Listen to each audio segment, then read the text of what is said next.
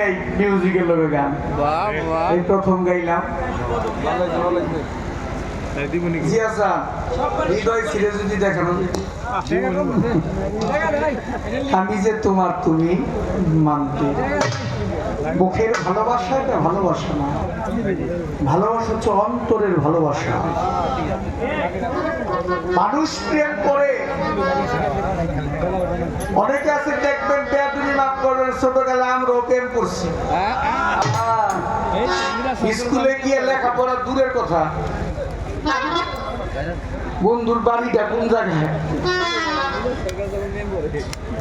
দেখেছি, বুঝেছি, শুনেছি, ভেবেছি, বলেছি, কিন্তু এখন বুঝি পিছনে যাহা কিছু করেছি সকল কিছু মিথ্যা, কোনো কিছু সত্য না। আমার কাছে প্রশ্ন করলেন চমৎকার তিনটা। তার প্রথম প্রশ্ন হচ্ছে আল্লাহ নবী হেরা পর্বত গুহায় সাধনা করেছে 15 বছর, নবীর বয়স 25, মা খাদিজাতুল কুবরা রাদিয়াল্লাহু তাআলা আনহা তার বয়স 40, মা খাদিজা আর আমার দয়াল নবীর যখন বিয়ে হয় 25 বছর বয়সে আমার নবী বিয়ে করে মা খাদিজাকে হেরা পর্বত গুহায় সাধনা করেছে 15 বছর, 15 আর 25 যোগ করলে হয় 40 বছরে পবিত্র কোরআন শরীফে আয়াত নিয়ে জিবরাইল নাজিল হইলেন। সূরা আলাকের প্রথম 5টি আয়াত, বিসমিল্লাহির রহমানির রহিম, ইকরা বিসমি রাব্বুকাল্লাযী খালাক, খালাকাল ইনসানা মিন আলাক। আল্লাহ পাক জিবরাইলকে পাঠাইলেন, জিবরাইল সিনাই সিনাই চাপ দিলেন আমার নবীকে। এর আগে বললেন নবী আপনি পড়েন, আমার নবী নাকি বলছে আনা উম্মি, আমি পড়তে জানি না। জিবরাইল সিনাই সিনাই 3টা চাপ দিছে, রাব্বি জিদনি ইলমা। 3 চাপে জিবরাইলের দয়াল নবী সেই কোরআন শরীফ বা জ্ঞান নয়ন নাকি খুলছে। এটা চন্দ্রা সরকার আমাকে জিজ্ঞেস করেছে এটা কতটুকু সত্য, কতটুকু সত্য আর কতটুকু মিথ্যা এটা তুমিও বলতে পারবো না, আমিও বলতে পারবো না। কেন? ওই সময় তুমিও ছিল না, আমিও ছিলাম না। তবে এখানে কথা আছে রে বোন, যদি আমি ইঙ্গিতে বলি আপনারা বুঝতে পারবেন। জিয়াসান গরু কিনছে, ও গোসাই এই যে এদিকে টাকা, গরু কিনছেন না? কত টাকা দিয়ে কিনছেন? 1 লক্ষ টাকা। সিন্নির জন্য কিনছে না? গরুটা যখন জবাই করছি গরুর ভিতর থেকে কলিজি বাইরিছে, ফ্যাপসা বাইরিছে, গুর্দা বাইরিছে, দিল্লি বাইরিছে, সিনার মাংস বাইরিছে, রানের মাংস বাইরিছে, বাইরিছে না? এই দিল্লিও কাজে লাগে, গুর্দাও কাজে লাগে, কলিজিও কাজে লাগে, ফ্যাপসাও কাজে লাগে, মাংসও কাজে লাগে, সিনার মাংস কাজে লাগে। গরুর চামড়াটা বিক্রিও করা যায়। এই গরুর চামড়া দিয়ে মানুষে কেউ দোল বানায়, কেউ জুতা বানায়, বানায় না? আচ্ছা, গরুর পেটের ভিতরে যে ময়লা আছে এটা কি কোন কাজে লাগে? এটা কি সিন্নির কাজে লাগে? না। গরুর ময়লা কি সিন্নির কাজে লাগবো? না। আচ্ছা, এটা তো সিন্নির জন্য আনছে, 1 লক্ষ টাকা দিয়ে, তাহলে ময়লাটা ফালা দিল কে? দামি জিনিস, এত দামি জিনিস হইলে আবার এটা ময়লাটা ফালাই দিব কে? ময়লা চিরকালই ময়লা, ময়লা কখনো সিন্নির কাজে লাগবে না। একটা দামি জিনিস সিন্নির জন্য আনছে, এটা হইলেই যে ফালাই দিতে পারবে না ময়লাটা, ময়লা কোনো কালে কাজে লাগে না। কিছু কিছু হাত দিছ বাবাই মনে আছে, এটা আমার আর বলার বাকি থাকে না, আপনারা নিজেরাও জানেন। অনেক কথাই বলতে চাই, বলতে গেলে ওই সময়ের অভাবে বলতে আমরা পারি না, স্থানকাল মাত্র বিশেষ কথা বলতে হয়। তবে হাকিকতে একটা জবাব দিয়ে দিই চন্দ্রা সরকারকে, এটা গুরুত্বপূর্ণ জবাব। আমার আল্লাহ পাঠাইছে জিবরাইলকে। কে পাঠাইছে? কে পাঠাইছে? আল্লাহ পাঠাইছে। যদি জিবরাইলকে আল্লাহ পাঠায় থাকে তাহলে আল্লাহ হুকুম করছে জিবরাইলকে আসার জন্য। সিনাই সিনাই চাপ দিছে জিবরাইল আমার নবীকে। এটা জিবরাইলের কেরামতি, এটা আমার আল্লাহর কেরামতি। কি জিবরাইলের বাবার ক্ষমতা ছিনি সিনাই চাপ দিয়া নূরে মুহাম্মদীর জ্ঞান চক্ষু ফুটানোর জন্য? এটা আল্লাহ পাঠাইছে। আজকে যদি প্রধান অতিথি যেই মঞ্চে আজকে প্রধান অতিথি হিসাবে উপস্থিত আছেন, সে যদি না আইসা তার একটা ছেলেও পাঠাই দিত, আজকে উনি এই মঞ্চের জন্য প্রধান অতিথি। সে পাঠাইছে, প্রধান অতিথি নিজে পাঠাইছে। এখানে সাধারণ কোনো বিষয় না। প্রধান অতিথি যদি নিজে পাঠায়, একটা কলা গাছ যদি খাড়া করে খেয়ে দেয় যে আমি এইটা পাঠাই দিলাম, এইটা আজকের জন্য প্রধান অতিথি, এটা মাইনা নিতে হবে, না মানার কোনো উপায় আছে? তাহলে আল্লাহ জিবরাইলকে পাঠাইছে। জিবরাইল যদি দয়াল নবীকে সিনাই সিনাই চাপ দিছে, এটা সব আল্লাহর লীলা খেলা।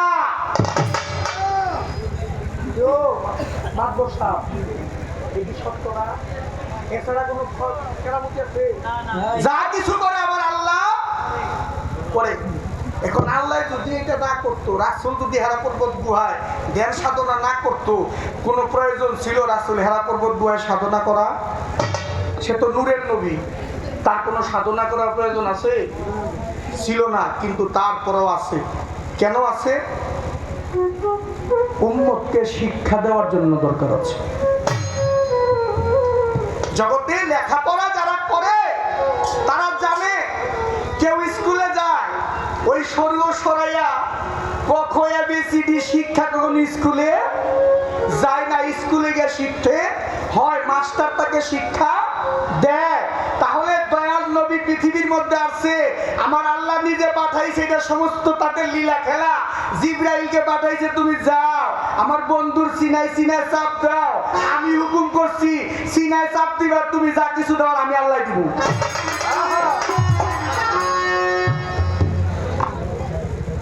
জিবরাইলের বাবার ক্ষমতা কি নবীরে শিক্ষা দিব?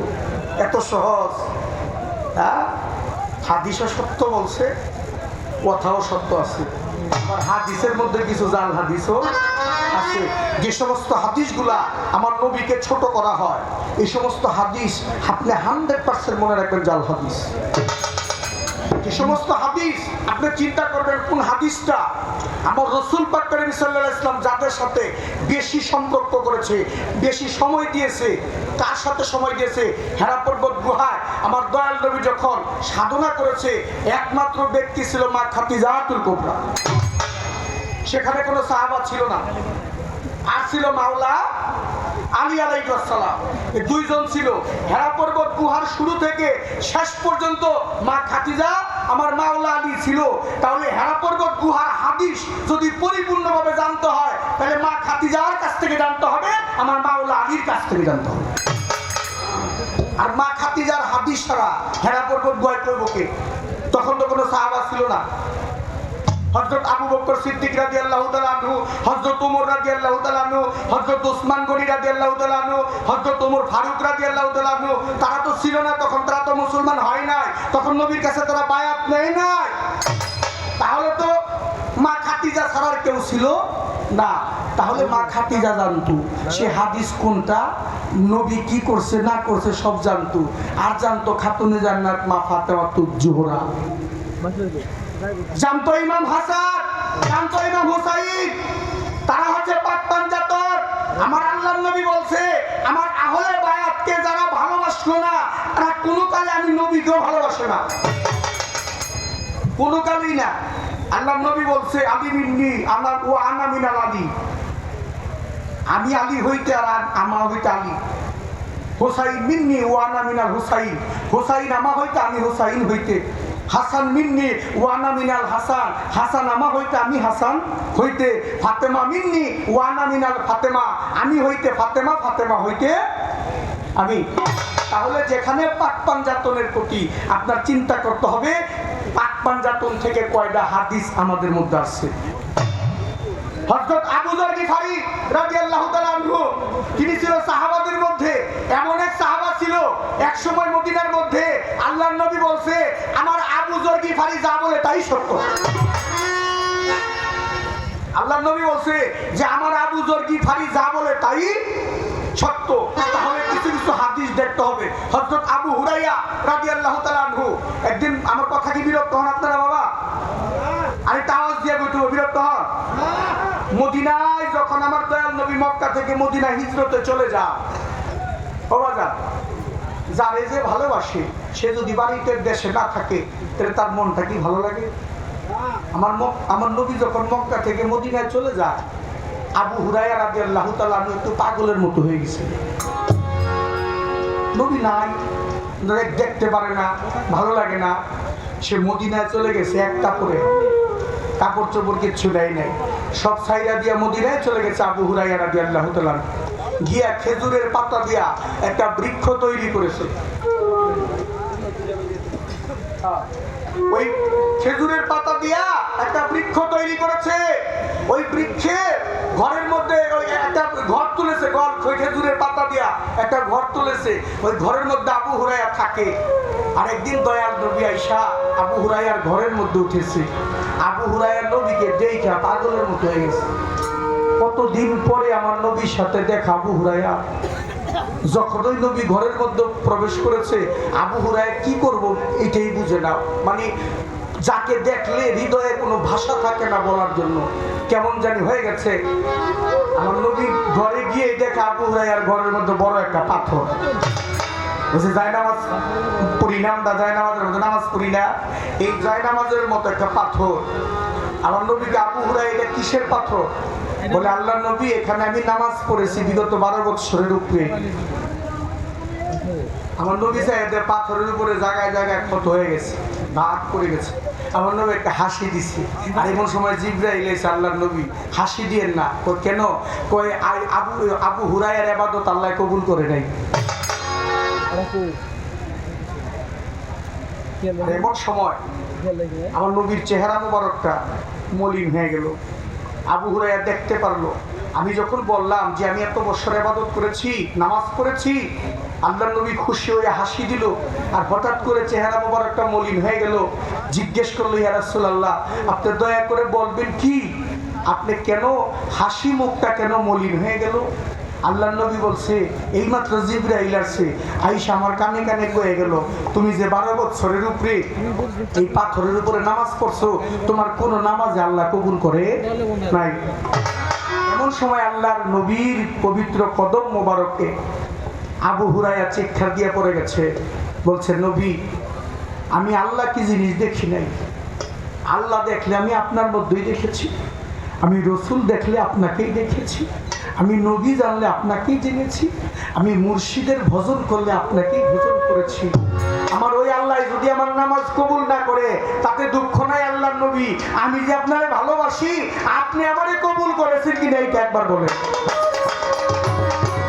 এই কথা বলার পরে যখন আবু হুরায়রা আমার নবীর কদম মোবারকের মধ্যে চুম্বন খায়া ভক্তি দিয়া পড়ে গেছে, আমার নবী যখন টান দিয়া আবু হুরায়রাকে বুকের মধ্যে নিয়েছে, আর ওই মুহূর্তে জিবরাইল আসে, আয়েশা বলতেছে, আল্লাহর নবী, এই মাত্র আবু হুরায়রার সমস্ত ইবাদত, পিছনের যত ইবাদত করেছে সমস্ত ইবাদত আল্লাহ কবুল করে নিয়েছে। একবার সুবহানাল্লাহ বলবেন না? তাহলে এখানে আগে কি আমার নবীরে ভালোবাসতে, নবীরে ভালো না বাসলে আপনার নামাজ, রোজা, হজ, যাকাত, কালেমা কোনো কিছু কাজে দিবে না। আগে নবীকে ভালোবাসতে হবে। আর একটা জবাব দিল, আরো বুঝে রয়ে গেছে, আগে একটা গান গাইনি।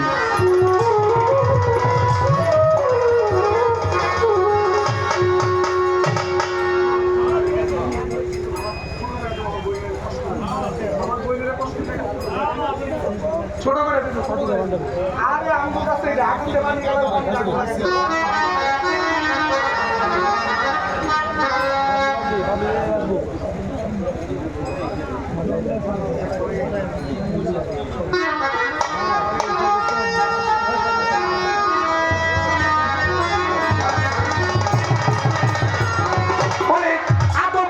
ইব্রাহিমে পাগল আমার আল্লাহর প্রেমে আদম মুসা ইব্রাহিমে পাগল আমার আল্লাহর প্রেমে আদম মুসা ইব্রাহিমে পাগল আমার আল্লাহর প্রেমে আল্লাহ কয় আমি নিজেই মুহাম্মদের দিওয়ানা গো আল্লাহ কয় আমি নিজে মুহাম্মদের দিওয়ানা গো আল্লাহ কয় আমি নিজেই মুহাম্মদের দিওয়ানা নবী আমার নবীর কথা শুনিলে তাকিবে গুনাহ নবী আমার কথা শুনিলে কাটিবে গুনাহ নবী দেখো আদম মুসা ইব্রাহিমে পাগল আমার আল্লাহর প্রেমে আদম মুসা ইব্রাহিমে পাগল আমার আল্লাহর প্রেমে আল্লাহ কয় আমি নিজে মুহাম্মদের দিওয়ানা গো আল্লাহ কয় আমি নিজে মুহাম্মদের দিওয়ানা নবী আমার নবীর কথা শুনিলে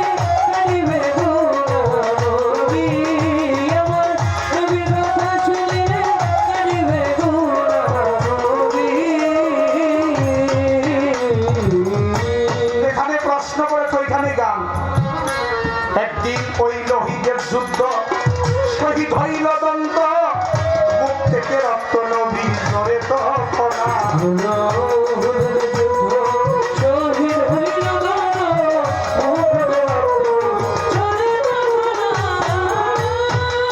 ওই একদিন ওই লোহিতের যুদ্ধ শহীদ হইল দন্ত মুখ হইতে রক্ত নবী জলে তো খোলা রক্ত শিশিতে মরিয়া আনাসকে ডাকিয়া শিশিরে ভরিয়া আনাসকে ডাকিয়া শিশিতে মরিয়া রক্ত আনাসকে ডাকিয়া বলে এই রক্ত খালি গোপনে রাখো না গো বলে রক্তখানি গোপনে রাখো না গো এই রক্ত খালি গোপনে রাখো না নবী আমার নবীর কথা শুনিলে কাটিবে গুনাহ নবী আমার নবীর কথা শুনিলে কাটিবে গুনাহ নবী ও আল্লাহ নবী ও নবী ওরে আনাস রক্ত লইয়া চলিল জঙ্গলে বসিল মাটিতে গর্ত আনাস করল এক খালা জঙ্গলে বসিল মাটিতে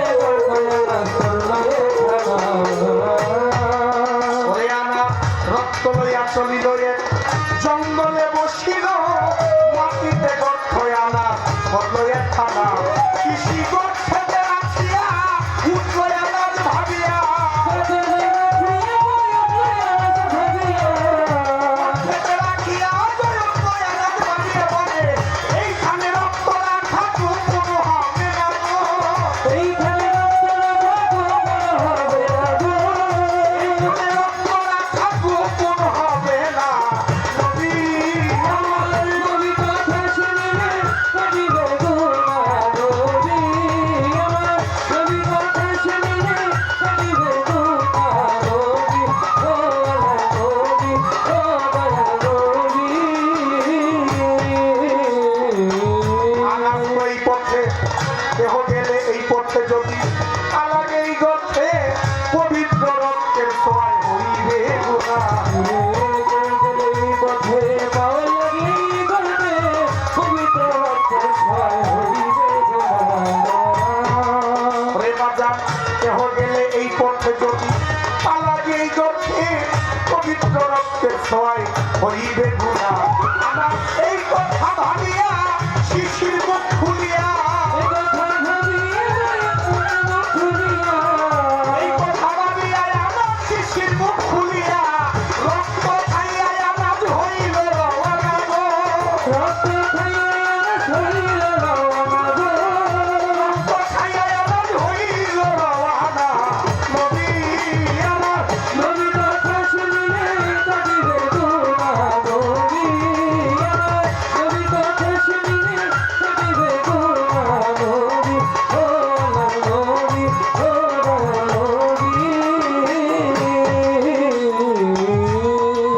ওরে আনাস গেল নবীর ধারে নবী কয় আনাসে রক্ত গুলি কোথাকারে রাখছ বলো না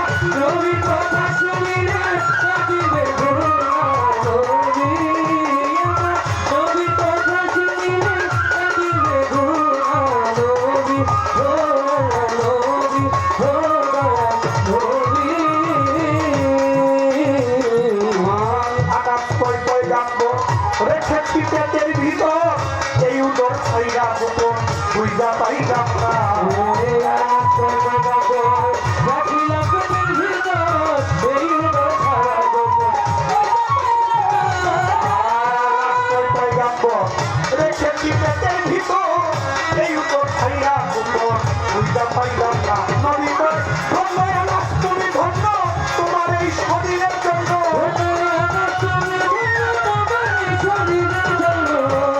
আল্লাহ তুমি ধন্য তোমার এই শরীরের জন্য কুতুবের আগুন হারাম করেছে রাস্তা কুতুবের আগুন হারাম করেছে রাস্তা নবী নবী কথা শুনিলে কাঁদিবে গো নবী নবী কথা শুনিলে কাঁদিবে গো নবী ও নবী ও নবী ওরে নবী দিয়া মুখের থুতু যদি কেউ আঘাত পাইতো আঘাতের থুতু লাগাইলে আঘাত হইতো না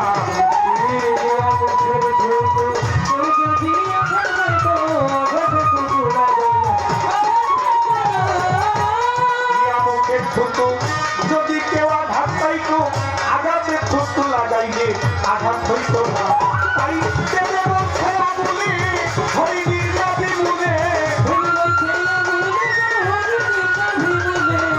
দেবে বলছে আগুনে হইনি যাবি মুনে কষ্টই হইছে নবী খাইয়া পড়ছি না গো কষ্টই হইছে নবী খাইয়া পড়ছি না নবী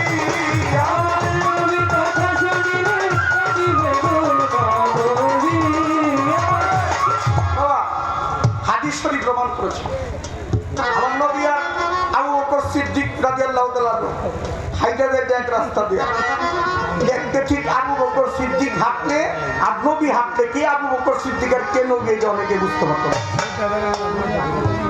গুরুর রং এমন রং। তারপরে একজন সাহাবাকে আমার নবীর চেহারা মতো দেখা যেত শহীদের ময়দানে শহীদ হয়েছিল তার নামও ইবনে আবু বকর মুহাম্মদ অর্থাৎ আবু বকরের ছেলে দেখতে আমার নবীর মতো ছিল তার নামও ছিল মুহাম্মদ শহীদের ময়দানে শহীদ হয়েছিলেন তার প্রশ্ন ওহুদের ময়দানে একজন নিষেধ করছে যে তোমরা শেষ হয়ে গেছে মুহাম্মদ মরে গেছে মুহাম্মদ শহীদ হয়ে গেছে তোমরা যার যার মধ্যে চলে যাও সাহাবারা যখন চলে যাওয়ার জন্য রেডি হইছে আরেকদিকে একজন আইসা কইতেছে না তোমরা জায়গায় থাকো আমার দয়ার নবী শহীদ হয় না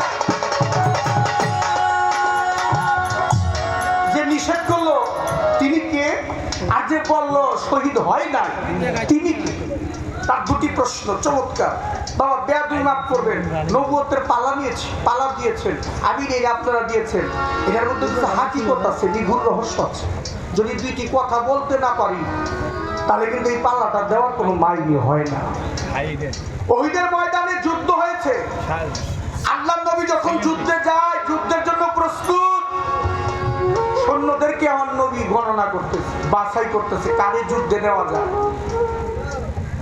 ওই মুহূর্তে যুদ্ধে যাওয়ার 2 দিন আগে আমার নবীর একজন সাহাবা ছিল তার নাম হযরত হানজালা রাদিয়াল্লাহু তাআলা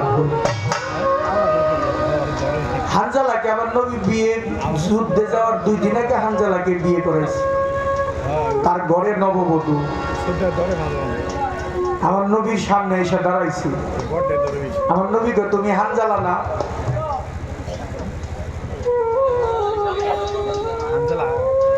আমার নবী বলে তুমি হানজালা না হানজালা বলে জি হুজুর আমি তো হানজালা তোমার না 2 দিন আগে বিয়ে করাইছি জি হুজুর তোমার স্ত্রী কোথায় ঘরে তুমি কই যাইবা আমি যুদ্ধে যাব আমি আপনার সাথে যুদ্ধে যাব আমার নবীকে হানজালা তুমি কি পাগল হয়ে গেছো তুমি কি জানো এই যুদ্ধে গেলে তুমি ফিরে নাও আসতে পারো তুমি যখন যুদ্ধে যাবে এই যুদ্ধে গেলে তুমি ফিরে না আসতে পারো তাহলে তোমার ঘরে যে তোমার স্ত্রী আছে মাত্র 2 দিন হয়েছে তোমাকে বিয়ে করাইছি সেই নারীটার অবস্থাটা কি হবে তুমি একবার ভাবছো বাজার বেয়াদবি মাফ করবেন আমার মায়েরা, যখন বাবার ঘর থেকে স্বামীর ঘরে আসে না, লাল বেনারসি কাপড় পরে বাবার ঘর থেকে স্বামীর ঘরে আসে, আর যখন এই স্বামীর ঘর থেকে পরম স্বামীর ঘরে যায়, তখন সে সাদা মার্কিন কাপড় পরে নিয়ে যায়। আসার সিরিয়াল আছে জগতে, যাওয়ার কোনো সিরিয়াল নাই। বাবার আগে ছেলে যায়, বাবার কাঁধে ছেলের লাশ উঠে, বড় ভাইয়ের আগে ছোট ভাই চলে যায়, বড় ভাইয়ের কাঁধে ছোট ভাইয়ের লাশ উঠে। যাহা হওয়ার কথা না তাহাই হয়, এটা বিধির বিধান, এইটাই বিধির খেলা। হানজালা বলতেছে, নবী আমার তো ভালো লাগে না, আমি ঘরে যাব না। কেন যাবে না তুমি? না, আপনি যুদ্ধে যাবেন না। যুদ্ধ কি তুমি করেছো কোনোদিন? কয় না। কয় তলোয়ার চালাইতে পারো? কয় না। কয় ঢাল ধরতে পারো? কয় না। তো তুমি যুদ্ধে গিয়ে কি করবা? হানজালা দুই চোখের পানি ছেড়ে দিয়ে বলে, আল্লাহর নবী আমি এই হাত দিয়ে কোনোদিন তলোয়ারও ধরি নাই, আমি কোনোদিন ঢালও ধরি নাই, আমি কোনোদিন যুদ্ধ করিনি আল্লাহর নবী। তবে আল্লাহর নবী আমি এটা করতে পারবো। আপনি যখন উহুদের ময়দানে যাবে, কাফেররা যখন আপনার বুক দিক লক্ষ্য করে, বুকের দিক লক্ষ্য করে যখন তীরটা মারবো, আমি হানজালা আর কিছু না পারি, আমি আপনার আগে গিয়ে আপনার সামনে দাঁড়াই আমার বুকের মধ্যে ওই তীরটা যেন দিতে পারি।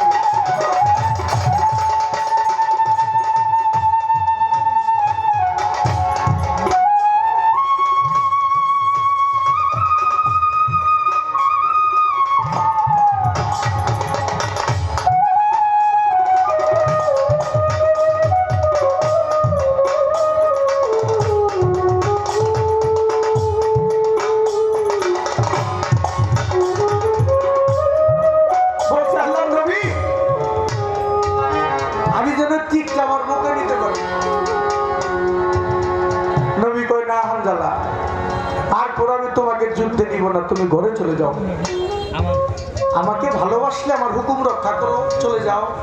হানজালা কাঁদতে কাঁদতে ঘরে চলে গেছে। রাত্র যখন গভীর হয়েছে না, স্বামী স্ত্রী ঘরে শুয়ে আছে, আর এমন সময় কে যেন আইসা মদিনার বুকে ডাকতেছে, হে মদিনাবাসী তোমরা কি ঘুমায় গেছো? তোমরা কি জানো উহুদের ময়দানে আমার দিনের নবী শহীদ হয়ে গেছে?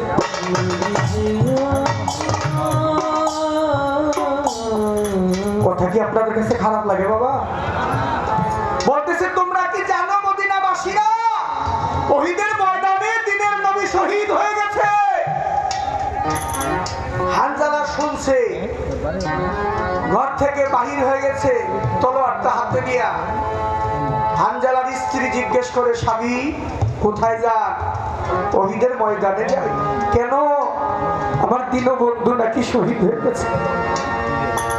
আমি যারে ভালোবাসি, যে আমার জীবন, যে আমার মরণ, যারে ছাড়া আমি বাঁচি না, সে আমার সামনে যুদ্ধে গেছে, সে নাকি উহুদের ময়দানে শহীদ।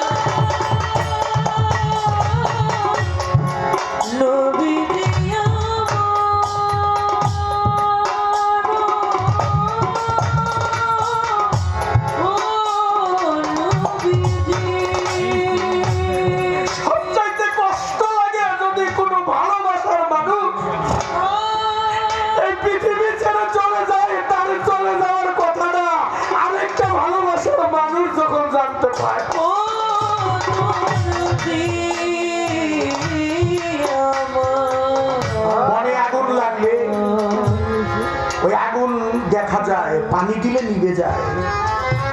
যদি কোনো হৃদয়ের মধ্যে কারো প্রেমের আগুন, মুর্শিদি প্রেমের, গুরু প্রেমের আগুন, আমার নবীর প্রেমের আগুন যদি কারো হৃদয়ের মধ্যে লাগে, ওই আগুন নিভানো।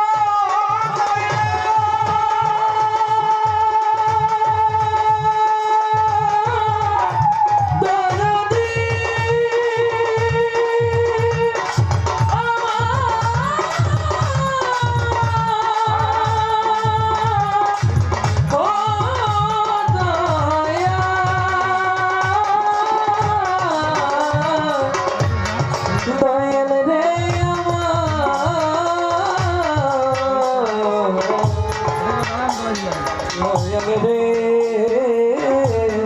ও গো চলে গেছে। স্ত্রী বলে স্বামী পাগল হয়ে গেছে। আজকে স্বামী স্ত্রীর মধুর মিলন হয়েছে, এখনো ফরজ গোসল করেন নাই। আপনার তো জাহান্নামে যাবেন যদি শহীদ হয়ে যান। হানজালা কই আমি জান্নাতে আর জাহান্নাম দিয়ে কি করব? যারে আমি ভালোবাসি সেই যদি দুনিয়াতে না থাকে। হানজালা চলে গেছে শহীদের ময়দানে, যুদ্ধ করতে করতে শহীদ হয়ে গেছে হানজালা। যখনই হানজালা শহীদ হয়ে গেছে, ভোরবেলা রাসূল লাশ গণনা করতেছি, সেদিনকে 70 জন সাহাবা শহীদ হয়েছিল শহীদের ময়দানে। ভোরবেলা যখন লাশ গণনা করে, আর ওই একজন মহিলা গিয়া মাঠের চতুর্দিকটা ঘুরতেছে আর কি যেন খুঁজতেছে। আমার নবী জিজ্ঞেস করেছিল, মা কে তুমি? ভোরবেলা ঈশা শহীদের ময়দানে ঘুরতেছো। ওই মহিলা বলতেছে, নবী আমি না আপনার হানজালার স্ত্রী। আপনি না যুদ্ধে আসার 2 দিন আগে বিয়ে করাইছেন আমাদের দুজনকে। নবী আপনার পাগলটাই যখন শুনছে আপনি দুনিয়াতে নাই, আপনি শহীদ হয়ে গেছেন, একটা চিৎকার দিয়া ঘর থেকে বাহির হয়ে চলে আসছে। আল্লাহ নবী এখনো পর্যন্ত আপনার পাগলটাই ঘরে যায়। নবীজি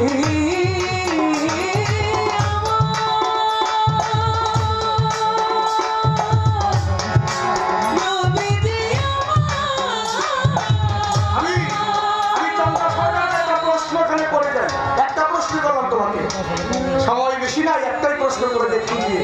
আমার নবীর প্রেমে যেমন সাহাবা শহীদ হয়েছিল, ঠিক তেমন করে বেলায়েতের যুগে এমন একজন ভক্ত শহীদ হয়েছে। এই ভক্ত শহীদ হওয়ার পরে গুরুর কেরামতি হইতে গেছে। ভক্ত শহীদ হয়েছে, তারপরে গুরুর কেরামতি ফুটে গেছে। এখানে তুমি খালি উত্তর দিবা তো কোন ভক্তের মৃত্যুর পরে গুরুর কেরামতি ফুটলো কেন? গুরু কি কোনো দুর্বল ছিল নাকি সবল ছিল?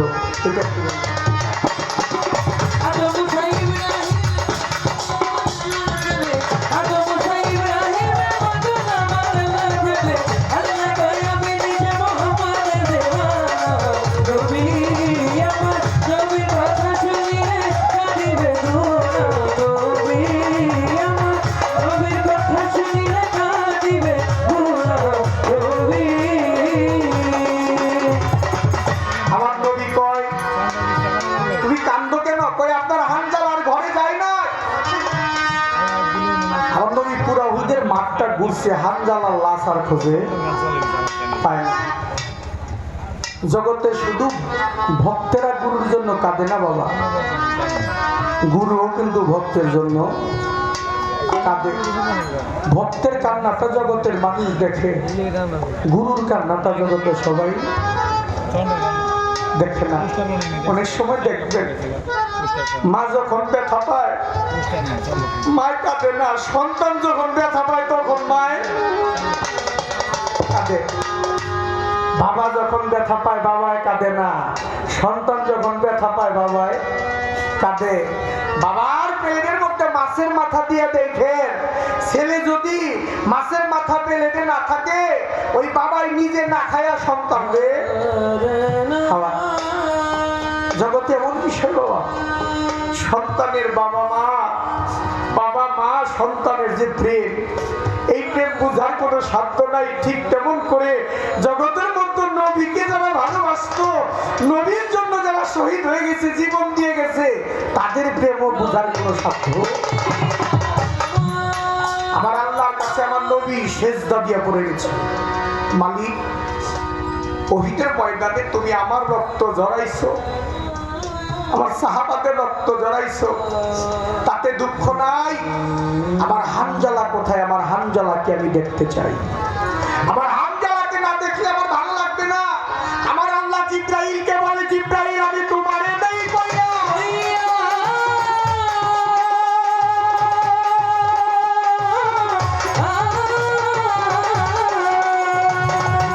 ও জিব্রাইল, আরশের পর্দা খালি দাও না, উন্মোচন করিয়া।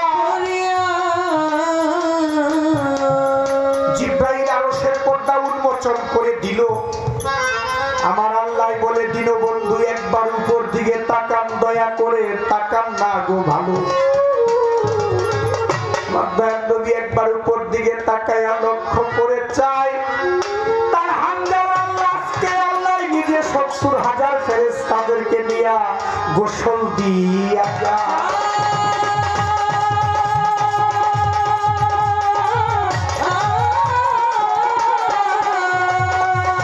একটা গান আছে আমাদের রশিদ সরকার সাহেবের লেখা, সখী তোরা ওরে আমার হইয়া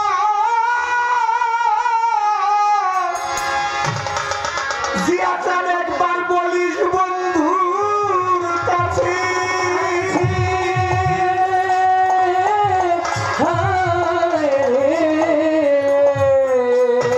সখী তোরা আমার হইয়া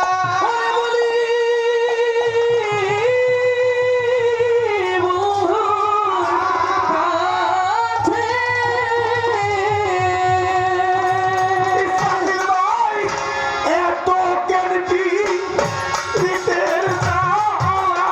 এত কেন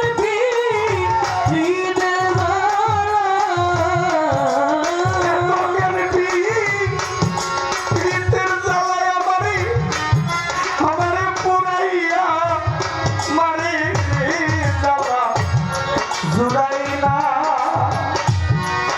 জ্বালা জুড়াই না রে। ওরে আমার এই কলিজায় গেছে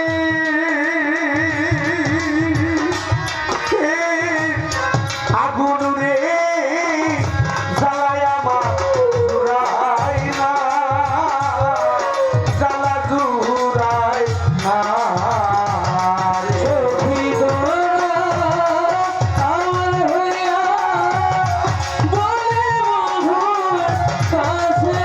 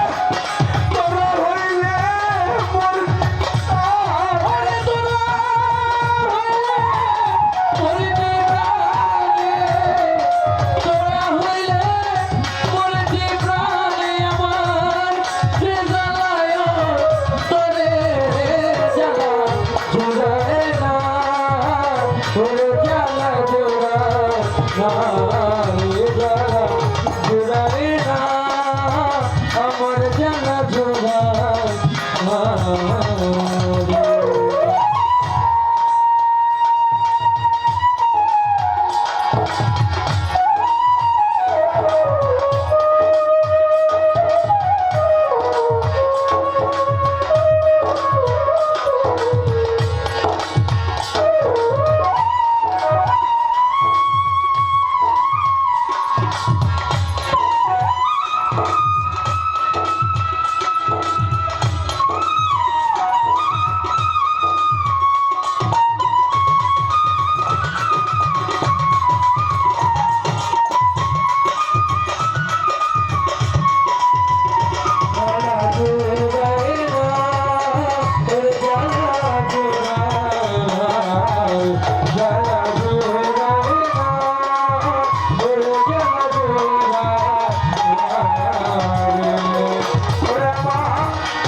আমায় কাল সাথে দি ইয়েছে কেমন না বুঝে প্রেম করে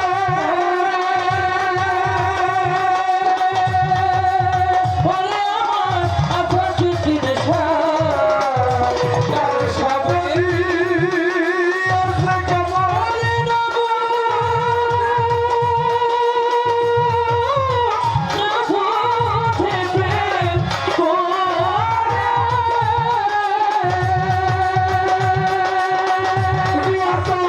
আমি তোরা হইলে মোর তীরে পাবে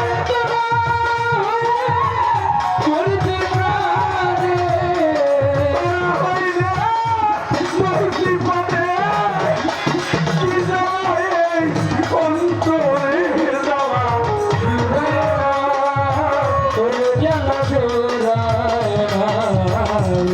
কি যায় অন্তরে যাওয়া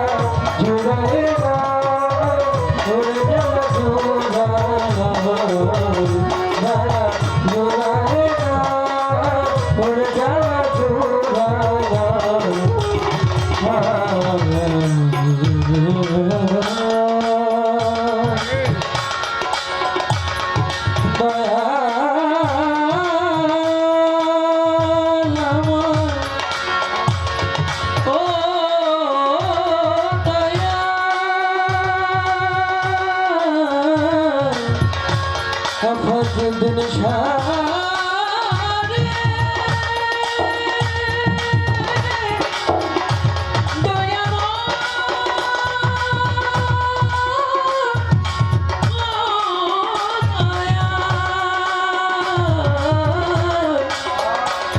বন্ধুরে ও দয়া ও দয়া দয়াল রে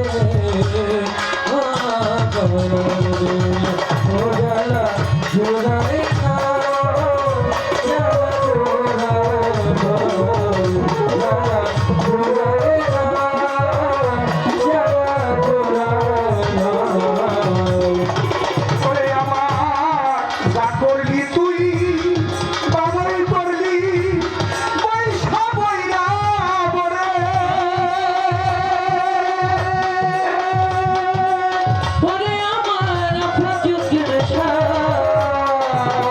করলি তুই বাবাই করলি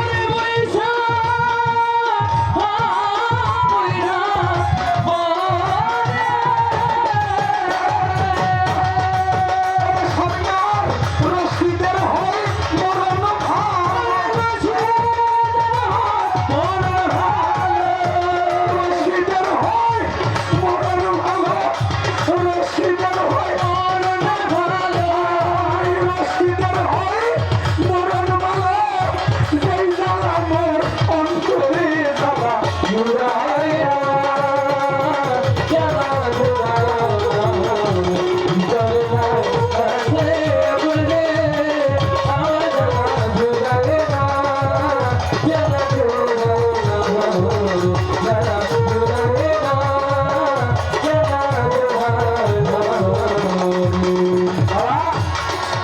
কে নিষেধ করেছিল আর কে বলেছিল নবী মারা গেছে? যে বলেছে নবী মারা গেছে সে হইল শয়তান। আর যে নিষেধ করেছিল তোমরা যাইও না সে হচ্ছে আল্লাহ জিব্রাইল। নবীর রক্ত ঝরলো কেন? যে নাকি মাটি হাতের মধ্যে নিয়ে ফু দিলে কাফেররা অন্ধ হয়ে যায়, সেই নবী উহুদের ময়দানে কেন রক্ত ঝরে?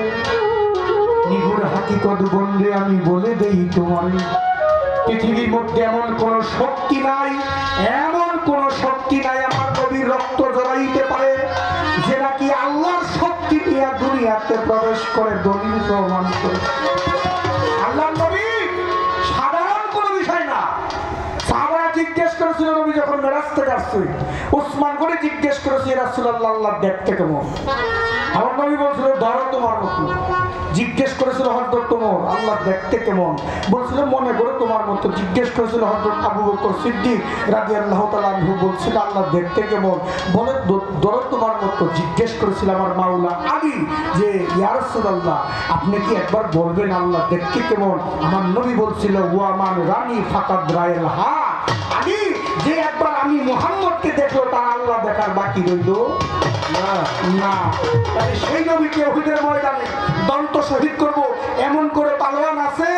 জি, ওই পালোয়ান না, নবী ইচ্ছে করে শহীদ হয়েছে, দন্ত শহীদ করেছে। কেন? কারণ উহুদ পাহাড় আমার নবীর কাছে প্রার্থনা করেছিল ইয়া রাসূলুল্লাহ আপনার সাহাবাগণ এখানে শহীদ হয়েছে, তাদের রক্ত আমার উহুদ ময়দানটা লাল হয়ে আছে। নবী গো আপনার কোন স্মৃতি কি এই ময়দানে থাকবে না? ভক্তের সাথে ভক্তের মান রক্ষা করার জন্য, ভক্তদের সম্মান রক্ষা করার জন্য আমার নবী নিজে দন্ত শহীদ হয়ে এই সাহাবাদের রক্তের সাথে উহুদের ময়দানে আমার নবীর রক্ত লেগে আছে। এইটা গুরু আর ভক্তের প্রেমের প্রেম সবাই বোঝে না।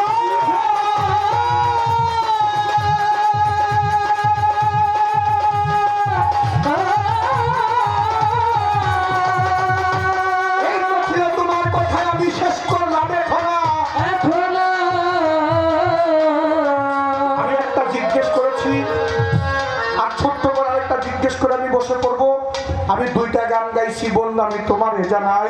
ছোট্ট করে আরেকটা প্রশ্ন করি, আমি বলি সবার একটা করছি আরেকটা করুন, আরেকটা একটাই। আচ্ছা শোনো, তুমি যেটি করছো উত্তর দিয়ে দিছি, আমি একটা করছি। আবার কিন্তু কইও না যে ভাই আমার একটা প্রশ্ন করলো তুমি, তারা নিষেধ করছো আমার করার জন্য, যার জন্য একটা করছি।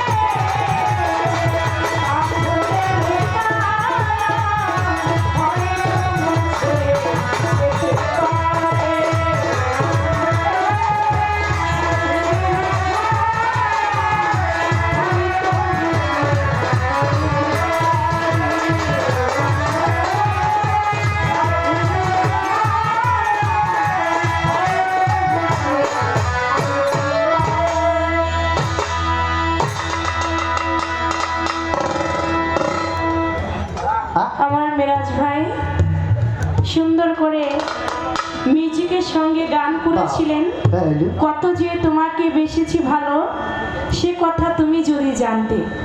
আমারও তো একটা মিউজিকের পাশে গান রাখতে হয়। মুছবে না কোনোদিন হৃদয়ে লেখা নাম, ভালোবাসি আমি যারে, পাথরে লেখা নাম হয় তো মুছে যেতে পারে।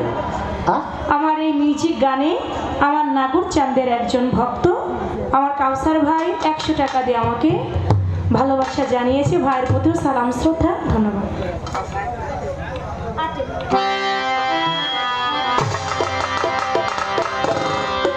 আমার যা প্রশ্ন ছিল সুন্দর জবাব করে আমার কাছে একটি প্রশ্ন রেখেছেন, সেই প্রশ্নটা আমি জবাব করব। বেলায়েতের যুগে এমন একজন ভক্ত ছিল, ভক্তের মৃত্যুর পরেই দয়ালের কেরামতির বেশি প্রকাশ পেল। সেই গুরু ছিল কে, সেই ভক্ত ছিল কে? জবাব করব তার আগে একটি গান আমি রাখি। কথা বলতে বলেছেন কম, আমি চেষ্টা করব সেদিকেই লক্ষ্য রাখতে।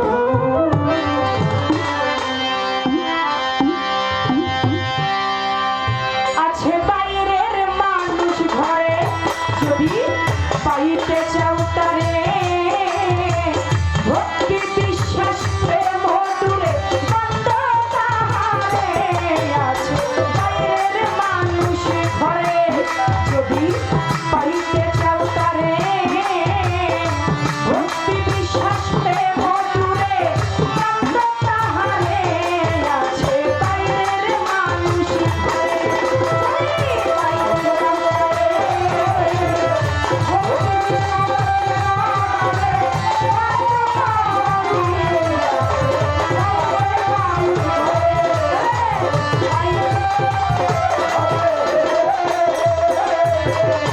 ধরবি যদি অধর ধরা বাইরের মানুষ ঘরে,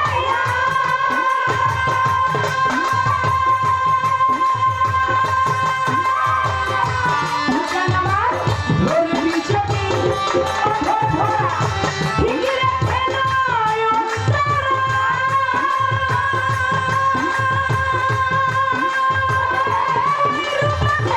রূপে ছায়া হয়েছে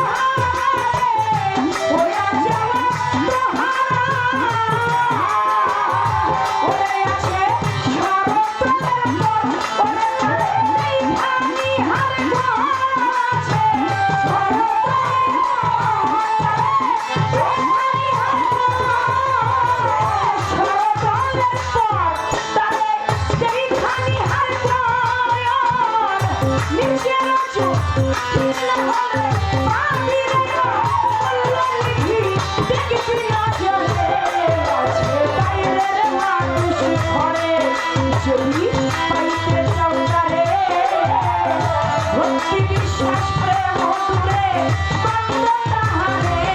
আছে বাইরের মানুষ ঘরে,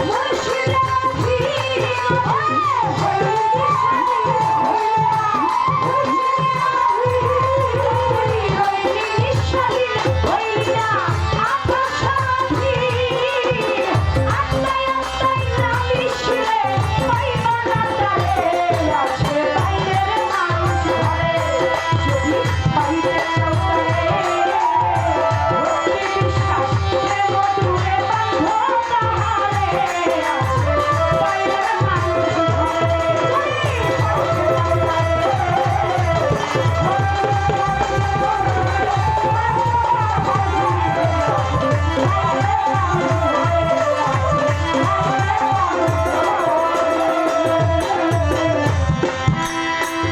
প্রশ্ন করলেন আমার কাছে মনে পড়ে গেল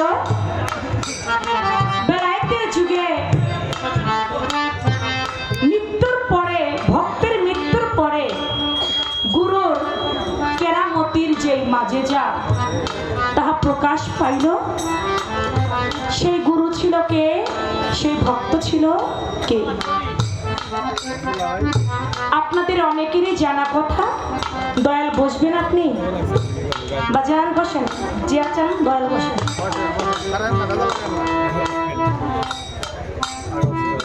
ভাব জগৎ থেকে কথাটা রেখেছে যেন ভাবের বিনিময় হয় তিনি কে ছিলেন আমরা অনেকেই সেটা জানি যিনি ছিলেন নিজামুদ্দিন আউলিয়া তার একজন ভক্ত ছিল যার নাম ছিল আমির খসরু একদিন নিজামুদ্দিন আউলিয়া সমস্ত ভক্তদেরকে ডাক দিয়েছে দরবারের মধ্যে তোমরা বলো তো আল্লাহর হুকুম কি ভক্তরা বলে আল্লাহর হুকুম ফরজ বলে বলো তো নবীর হুকুম কি বলে নবীর হুকুম সুন্নাত বলে এবার বলো তো পীরের হুকুম কি কয় দয়াল কোন ভক্তরা এবার আর বলতে পারে না সমস্ত ভক্তরা চুপ হয়ে গেল আমির খসরু বলে বাজান আমি বলি পীরের হুকুম কি বলে বলো বলে দয়াল পীরের হুকুম হচ্ছে ফরজে আইন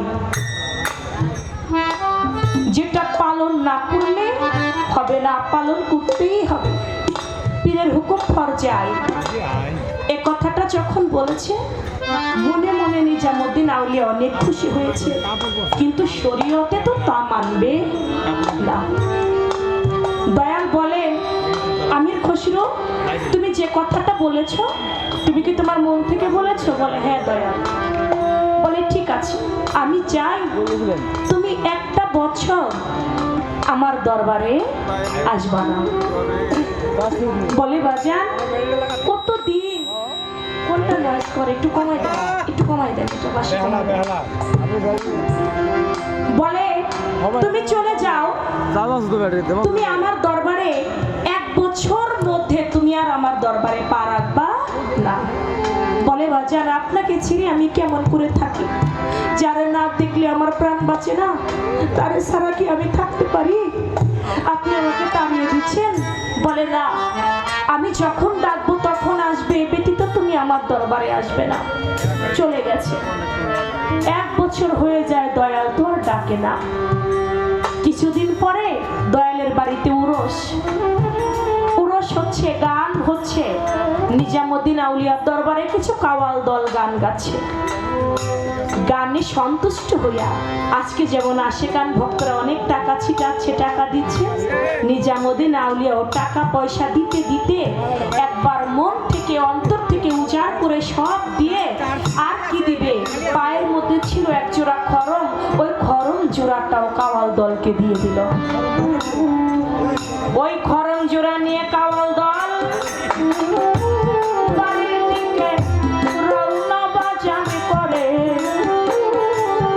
পথের মধ্যে আমির খসরু নিজামের গন্ধ পায় এই ভব সংসারে মনে মনে আমির খসরু কয়েকটা বছর হয়ে গেল দেখি নাই আমার মুর্শিদের রূপ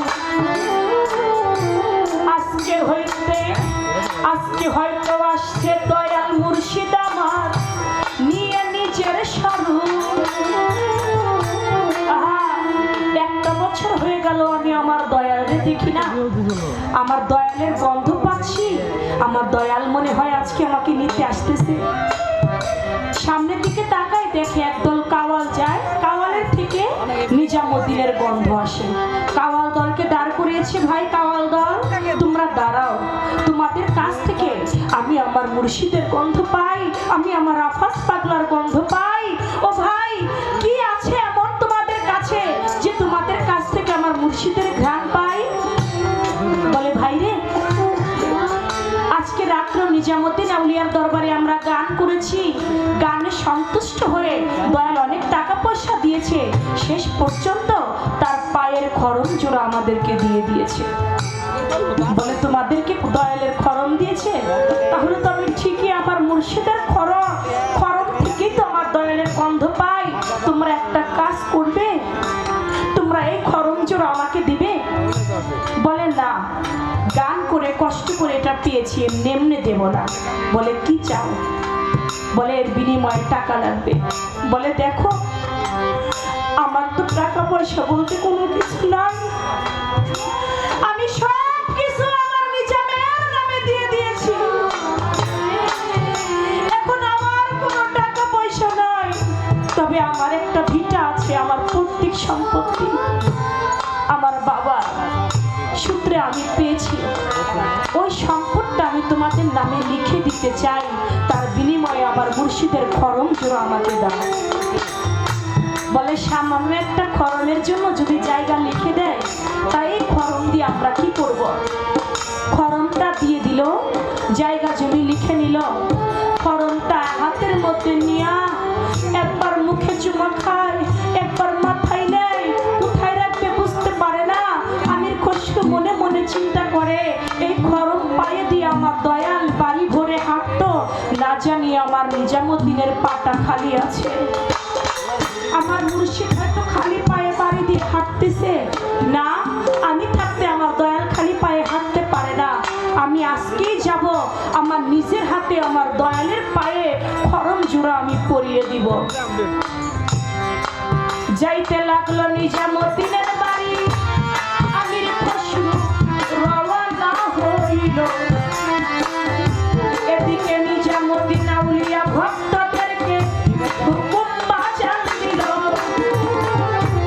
আকাশের ভাব ভালো না, বৃষ্টি আসতে পারে যখন তখন, বাড়ির ভিতরে যত দরজা জানলা আছে বন্ধ করে দাও, এই না কথায় যত দরজা জানালা আছে সব বন্ধ করে দাও। আকাশের অবস্থা ভালো না, বৃষ্টি হচ্ছে, পানিতে ভরপুর হয়ে যাচ্ছে, কখন ঘরের ভিতরে জানালা দিয়ে পানি আসবে, বৃষ্টির পানির ছিটা লাগবে, কোনো দরজা জানালা খোলা রাখো না, সব তোমরা বন্ধ করে দাও, যেন কেউ ঢুকতে না পারে।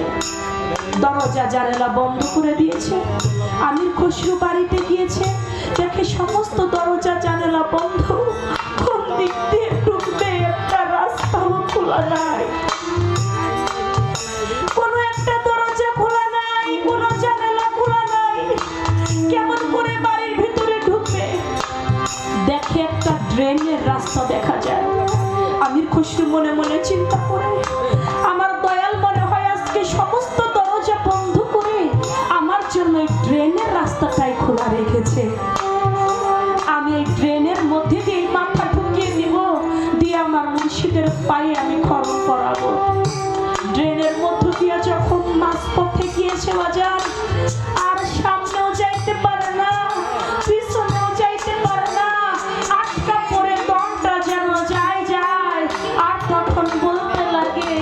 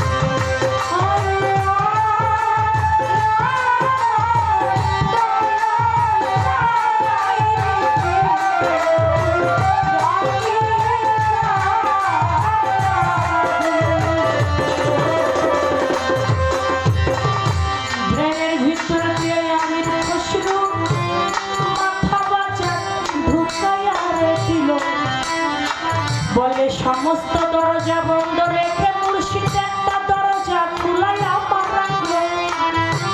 এই দরজা দিয়ে যাবো আমার নিজামের কাছে, দুই চরণ ধুয়াইয়া দিব আমার নয়নের জলে।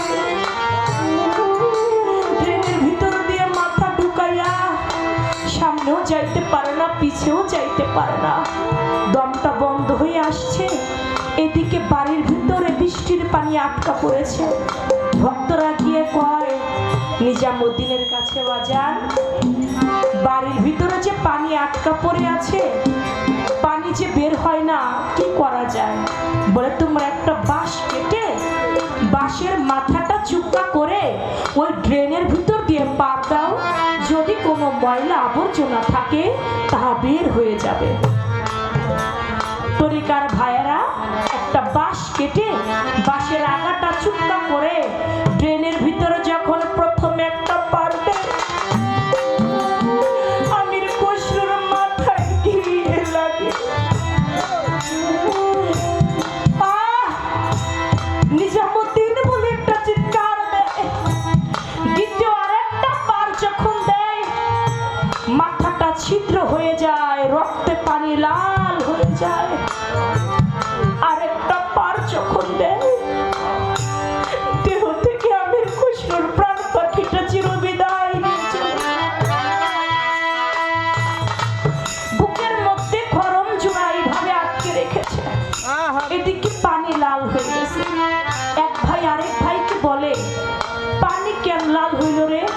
পিছনের সাইডে গিয়ে দেখি তো কি ছিল এর মধ্যে। যাইয়া দেখে কোনো কুকুর বিড়াল না, কোনো কুকুর বিড়ালের রক্ত না, আমির খসরুকেই মেরে ফেলেছে। কি করলাম? এক বাপের ঘরে যদি দুটি ভাই হয়, সে হয় সম্পত্তির বাগী। আর তরিকার ভাই হয় কি জানে?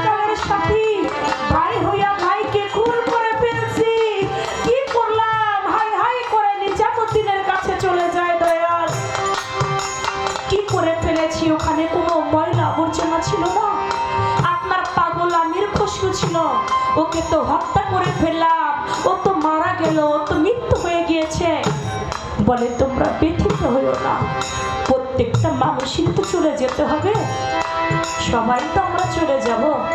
যেহেতু আমির খসরু চলে গিয়েছে, তোমরা ওর মাটি মঞ্জিল দিবার একটা ব্যবস্থা করো। কবর খুঁড়েছে, আমির খসরুকে মাটির মধ্যে শোয়াইছে। যেই ভাইয়ের হাতে আমির খসরুর প্রাণটা চলে গেল, ওই ভাইয়ের মন কিছুতেই মানে না। কয় ভাই হইয়া ভাইকে মাইরা ফলাইলাম না, বুঝা বুঝি নাই, তোরা একটু মুখের কাপড়টা খুলবি, শেষবারের মতো আমির খসরুকে একটু দেখতে চাই। আমির খসরুর মুখটা যখন খুলছে, খুলে দেখে ওইখানে আমির খসরু নাই, ওখানে নিজামুদ্দিন আউলিয়া শুয়ে আছে। দৌড়াইয়া ঘরের মধ্যে গেছে, কি ব্যাপার, কি দেখি এখানে নিজামুদ্দিন আউলিয়া কেমনে শোয়া। গিয়ে দেখে ঘরের মধ্যে নিজামুদ্দিন আউলিয়া বসে আছে, ওইখানেও নিজামুদ্দিন, এইখানেও নিজামুদ্দিন। প্রকাশ পেয়ে গেল নিজামুদ্দিন আউলিয়া গুরুর রঙে রং ধরে শেষ নিঃশ্বাস ত্যাগ করেছে। বাজান, এই ছিল তার কথা, আমি তার জবাব দেওয়ার বলেছে। আর কোনো প্রশ্ন যেন না রাখি, আর একটাও প্রশ্ন রাখতে নিষেধ করেছে, তাই আমি আর কোনো কথা রাখবো না।